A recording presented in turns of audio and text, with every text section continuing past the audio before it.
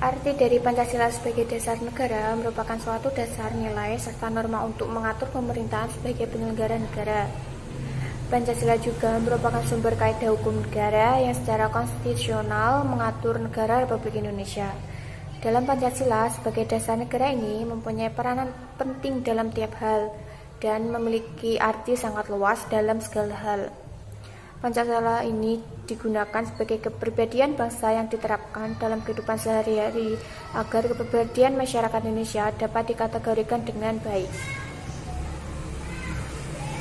Seperti yang telah dijelaskan oleh rekan saya sebelumnya, bahwa Pancasila dapat digunakan sebagai kepribadian bangsa yang harus diterapkan dalam kehidupan sehari-hari oleh seluruh masyarakat Indonesia, agar tujuan yang telah direncanakan dapat berjalan dengan baik, serta dapat meningkatkan taraf dari negeri Indonesia sendiri. Pancasila adalah dasar negara Republik Indonesia. Artinya Pancasila menjadi pedoman dan petunjuk kita sebagai warga negara Indonesia untuk hidup berbangsa dan bernegara dengan baik agar tercipta kedamaian. Tetapi meski begitu, banyak sekali dari warga negara Indonesia sendiri yang melakukan tindakan di mana tindakan tersebut menyeleweng dan bertentangan dengan nilai-nilai yang ada dalam Pancasila. Seperti contoh kasus pada sila pertama, yaitu kasus bom Bali.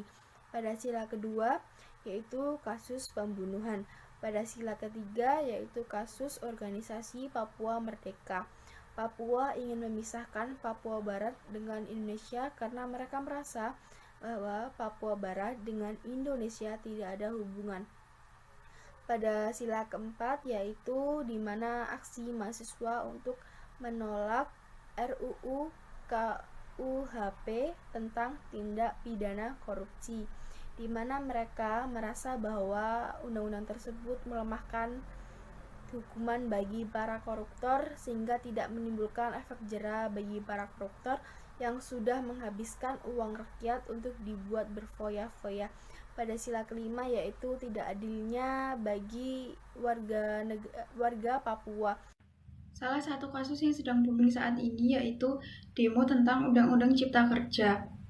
Demo tersebut terjadi karena masyarakat tidak setuju dengan keputusan DPR. Selain itu, rapat yang membahas korupsi diselenggarakan secara diam-diam dan mendadak di saat masa pandemi seperti ini. Masyarakat tidak tahu dan masyarakat merasa pihak pemerintah kurang mendengarkan aspirasi masyarakat. Dalam hal ini, seharusnya sebagai wakil rakyat, pihak pemerintah sebaiknya mendengarkan aspirasi masyarakat untuk diperhatikan bagaimana hasil dari amandemen undang-undang. Pada saat ini, aspirasi masyarakat kurang didengar oleh aparat pemerintah. Apalagi pada masa pandemi seperti ini. Walaupun sudah banyak teknologi di mana-mana, tetap tidak bisa dipungkiri bahwa banyak juga masyarakat, khususnya di daerah pelosok, tidak dapat menggunakannya. Dan hal itulah yang menyebabkan masyarakat sulit menyampaikan aspirasinya. Perkenalkan, nama saya Afilia Nindi Oliviasya dengan NIM 1520109130022. Kurangnya bala bantuan pemerintah terhadap masyarakat, khususnya masyarakat di daerah pedesaan, di mana kebanyakan masyarakat yang masih kurang mampu. Kecurangan oknum merupakan penyebab dari masyarakat yang tidak kebagian bantuan tersebut.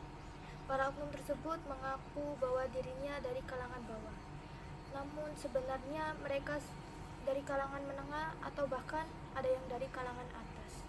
Banyak masyarakat, khususnya kurang mampu, yang tidak kebagian bantuan.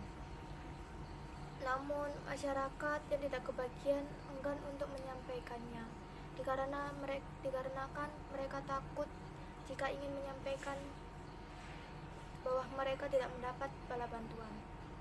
Solusi yang tepat untuk menanggapi hal tersebut yaitu yang pertama, masyarakat dapat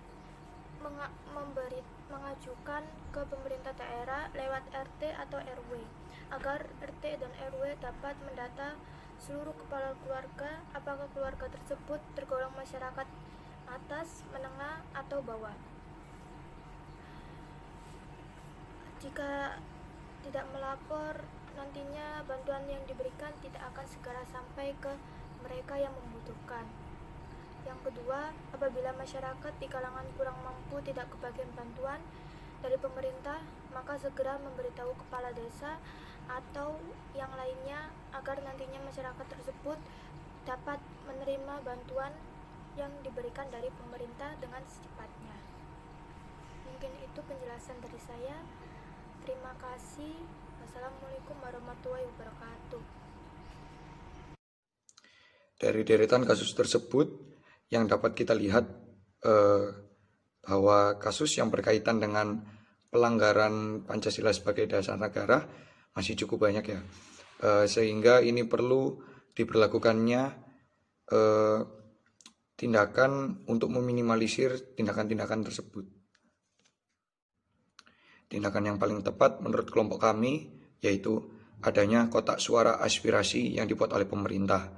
Tetapi dengan kondisi pandemi COVID yang seperti sekarang ini, kotak suara aspirasi tersebut tidak lagi offline tetapi online. Dan ketika kotak suara aspirasi ini bisa terwujud di kehidupan bermasyarakat seperti sekarang ini pada kondisi pandemi COVID-19, diharapkan bahwa kotak suara aspirasi ini bisa meminimalisir kericuhan dan memanfaatkan teknologi serta memudahkan dan bisa lebih efisien waktu. Dan masyarakat tidak perlu takut untuk aspirasinya tidak bisa diterima karena dengan kondisi online yang seperti sekarang ini, kita menggunakan sistem. Ketika kita sudah mengisi lewat sistem tersebut, otomatis sudah tersimpan. Sekian, terima kasih. Perkenalkan, nama saya Eli Kristiana dari Prodi D3 Manajemen Perbankan dengan NIM 152010913023. Untuk hal ini, solusi yang diberikan adalah dengan membuat kotak suara secara online. Mengapa sih online?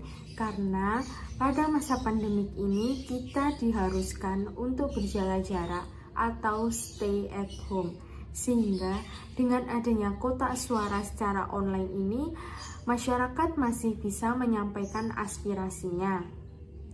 Apabila ada orang yang belum bisa menggunakan teknologi atau kurang bisa, maka solusi ini pastinya akan dikemas secara baik dan mudah agar bisa digunakan oleh masyarakat.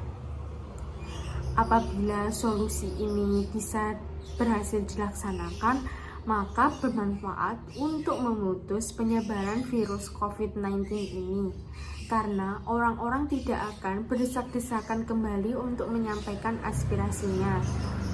Untuk solusi ini, semoga solusi ini berhasil dilaksanakan di masa yang akan datang sehingga bisa bermanfaat bagi orang banyak. Sekian dari kelompok kami. Terima kasih. Wassalamualaikum warahmatullahi wabarakatuh.